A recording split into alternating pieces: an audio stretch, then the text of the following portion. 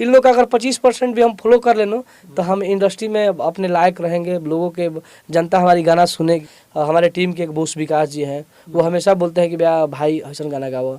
एक नंदन भाई लोग टुनटुन यादव के तुझे और रूपवा के किंग है सजनिया गाना हिट होने के बाद चमरान स्टार विकास राव उसी गाने पर लेके आए हैं बहुत ही जबरदस्त गाना आप सबके बीच, जिस गाने का नाम है हम है किंग चमरान। इस गाने को लिखे मिथिलेश राव और म्यूजिक दिए हैं विकास रोशन। इस गाने को रिसेंट म्यूजिक के ऑफिशियल चैनल पर रिलीज किया गया है। गाना आते ही काफी ज्यादा दर्शकों को पसंद पड़ रहा है। तो आप सब इस गाने को अभी तक नहीं सुने थे, इस वीडियो में आप सब देख सकते हैं।